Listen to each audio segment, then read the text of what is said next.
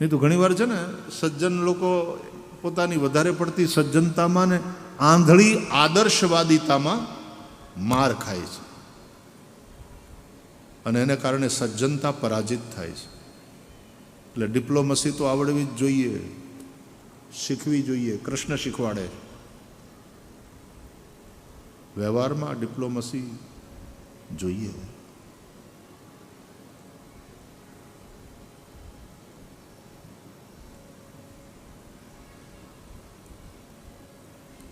મહાભારતની કથા અનુસાર આપણે ત્યાં એવી રીતની એક પેલી વાત છે કે ધર્મરાજ યુધિષ્ઠિર સત્યવાદી હતા અને એના સત્યવાદીપણાને કારણે એનો રથ ધરતીથી એક વેત અધ્ધર ચાલતો. સત્યવાદી ધર્મરાજ યુધિષ્ઠિર. શ્રી કૃષ્ણ સારથી બનીને અર્જુનનો રથ હલાવે છે, પણ એક વેત ઊંચો અધ્ધર હાલતો તો એવું ક્યાંય વર્ણન નથી. તો યુધિષ્ઠિર સત્યવાદી, કૃષ્ણ ખોટાડા. અને જો એ હાવ હાચા હોય તો એનો રથ અધ્ધર કેમ ન ચાલે? પણ જો ખોટા હોય તો મરેલા અભિમન્યુને પોતાના સત્યથી જીવતો કેવી રીતે કરે કૃષ્ણ? એક કથા એવી છે કે ઉત્તરાએ મરેલા પૃત્યને જન્મ, મૃત બાળકને જન્મ આપ્યો. આ પરીક્ષિત જન્મ્યા મૃત અવસ્થામાં, કારણ કે અશ્વત્થામાનું બ્રહ્માસ્ત્ર એનો પ્રભાવ છે. वो गर्भ नष्ट हुआ અને પાંડવોના વંશને આગળ વધારનાર આ જ બાળક. પાંડવો દુખી થઈ ગયા કે દ્રૌપદીથી થયેલા 5 પુત્રોને તો મારી નાખ્યા હતા અશ્વત્થામાએ. હવે આ ઉત્તરાના ઉદરથી દ્રૌપદીનો વંશ ન ચાલ્યો, પણ હવે સુભદ્રાનો વંશ આગળ ચાલે. સુભદ્રાનો અભિમન્યુ, અને એ અભિમન્યુ કામ આવી ગયો કુરુક્ષેત્રના યુદ્ધમાં. પણ એ અભિમન્યુનું તેજ, અભિમન્યુની આ વિધવા બનેલી પત્ની ઉત્તરાના ઉદરમાં છે, એટલે વંશ તો આગળ ચાલશે. પણ એ બાળક મરેલું અવતર્યું અને શોક છવાઈ ગયો. અને શ્રી કૃષ્ણ પાંડવોને દુઃખી જોઈ શકતા નથી. શ્રી કૃષ્ણ પાંડવો માટે એવું ઠેકાણું છે. આવી કઈ સમસ્યા ઊભી થાય તો શ્રી કૃષ્ણને પૂછે, શ્રી કૃષ્ણ પાસે પહોંચે. અને કૃષ્ણ જોઈ ન શક્યા પાંડવોનું આ દુઃખ, અને કૃષ્ણ હાથમાં આમ જળ લે છે અને કહે છે કે કુરુક્ષેત્રના યુદ્ધમાં મેં ન પાંડવોનો પક્ષ લીધો હોય ન કૌરવોનો, મેં માત્ર ધર્મનો પક્ષ લીધો હોય, સત્યનો પક્ષ લીધો હોય, તો એ સત્યના બળે આ મૃત બાળક જીવતો થાય. અને પરીક્ષિત જીવતા થયા.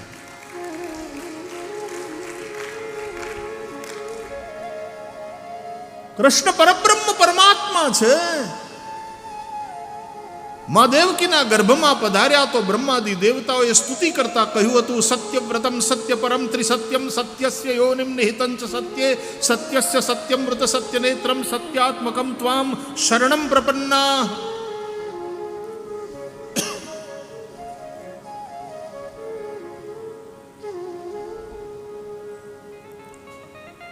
પણ એ સત્ય સ્વરૂપ પરબ્રહ્મ પરમાત્મા શ્રી કૃષ્ણ દ્વારકાનાથ એ કુરુક્ષેત્રના યુદ્ધમાં જ, પણ એનો વેત અધ્ધર રથ હાલતો નથી, ધરતીને લાગીને હાલે. એ ઉઠતા નહીં, ધરતીને લાગીને પછી જેટલા ઉઠાય એટલું ઉઠો, પણ તમારા પગ ધરતી ઉપર રાખો. ધરતી સાથેનો નાતો ન તૂટવો જોઈએ.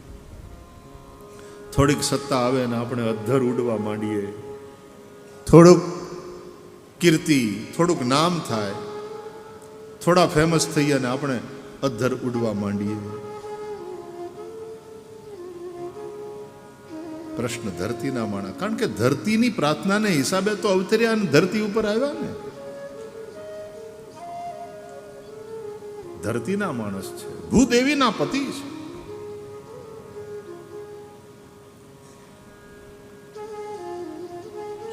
પરમેશ્વર હોવાને નાતે એને પુનર્જીવિત કરતા હોત તો અલગ વાત હતી, પણ જો મેં ધર્મનો પક્ષ લીધો હોય, જો મેં સત્યનો પક્ષ લીધો હોય, કુરુક્ષેત્રના યુદ્ધમાં ન પાંડવોનો ન કૌરવોનો, પણ ધર્મનો પક્ષ લીધો હોય, સત્યનો પક્ષ લીધો હોય, તો એ સત્યના બળે આ બાળક જીવતો થજો. અને બાળક જીવતો થયો.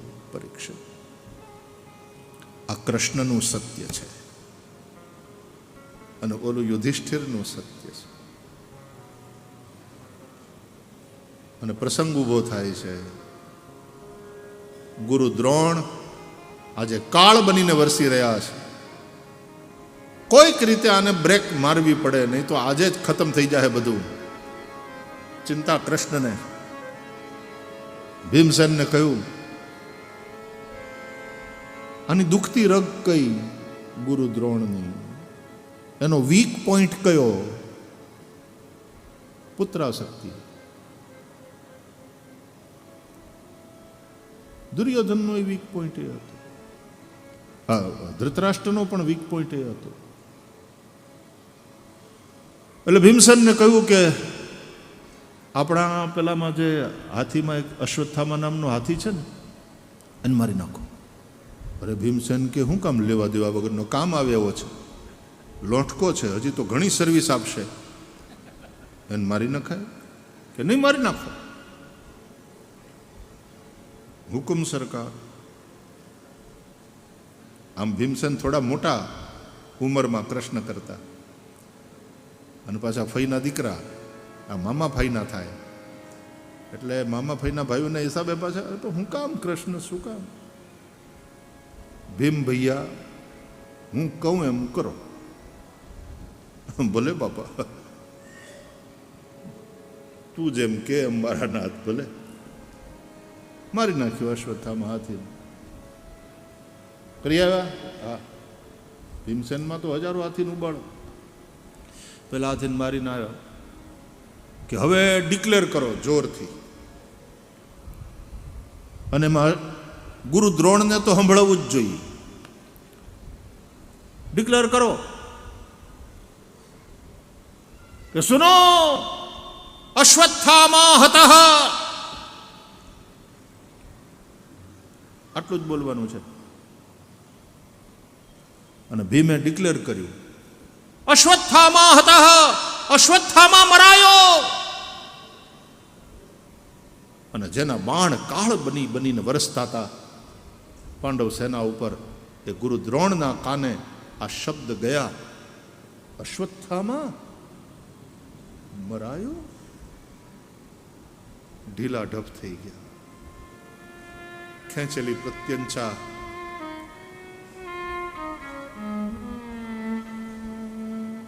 અશ્વત્થામા મરાયો. પણ જોયું કે કોણ બોલે, કોણે ડિક્લેર કર્યું? ભીમસેન. હું ન માનું.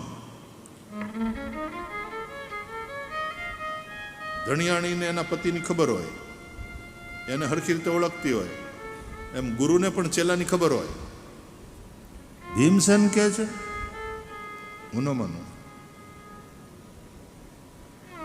યુધિષ્ઠિર બોલે તો માનો. એ સત્યવાદી છે.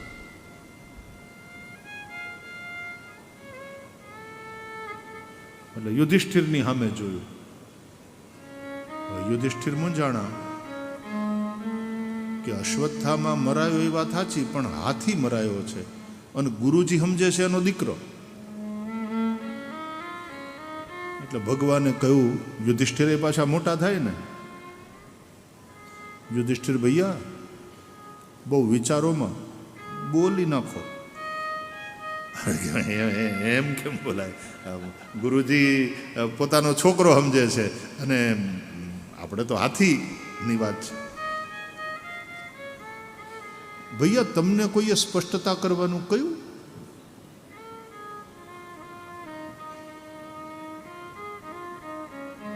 ઓલું તો મનમાં ને મનમાં બોલ્યા, તો આપણે શું કામ ડાપણ કરવું?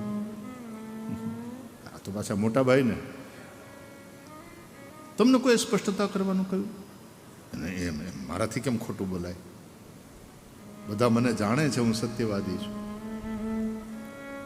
અરે કે પણ અશ્વત્થામા મરાણું, એ વાત તો સાચી કે નહીં? તો કે વાત સાચી, પણ ગુરુજી એમ સમજે છે કે એનો દીકરો, અને હકીકત છે કે હાથી મરાયો છે. અરે કે પણ તમને કોણ સ્પષ્ટતા કરવાનું કહે છે? તમે ખાલી એટલું બોલી નાખો ને કે અશ્વત્થામા હતા, વાત પૂરી થાય. અને જો આ ગુરુજી જે તપ્યા છે ને એને ઢીલા પાડવાના છે, નહીં તો એને ખબર પડશે ને કે આ બધું મારી સામે આવું નાટક કરે છે તો ડબલ ગુસ્સે થશે, ડબલ તપશે, અને આજે જ બધું પૂરું થઈ જાય. એટલે બહુ વિચાર કરો માં અને બોલો. ગુરુજી ઇઝ વેઇટિંગ. બોલો બોલો. અશ્વત્થામા હતા, તમારે ક્યાં ખોટું બોલવું છે? ખરેખર અશ્વત્થામા મરાયો, બોલો. હા બોલો બોલો. હવે એક કોર વિજય, રાજ્યશ્રી, બીજી તરફ સત્ય. અશ્વત્થામા હતા બોલવામાં જરાય ખોટું નથી, પણ સામે વાળો સમજે છે ઈ અશ્વત્થામા નહીં. વાત આમ છે. યુધિષ્ઠિર તુમ કહો તો મેં માનું. અને યુધિષ્ઠિર, હા હું સ્વીકારું છું, અશ્વત્થામા હતા, અશ્વત્થામા મરાયો છે. તો પછી મનમાં ઓલું કોન્શિયસ બાઇટ કરે ને, એટલે મનમાં કે નરોવા કુંજરોવા.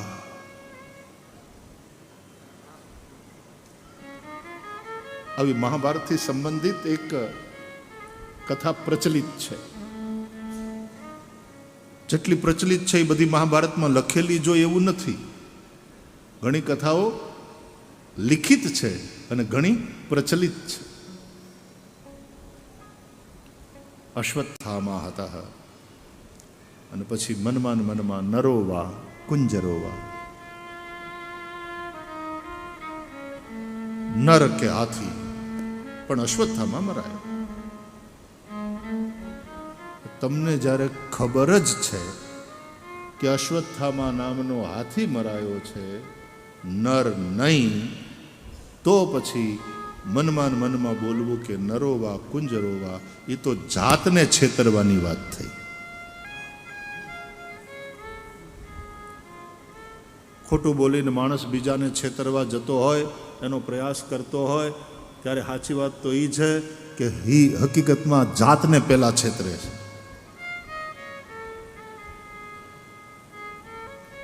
અને પાછી પ્રચલિત કથા, રથ હેઠે આવી ગયો,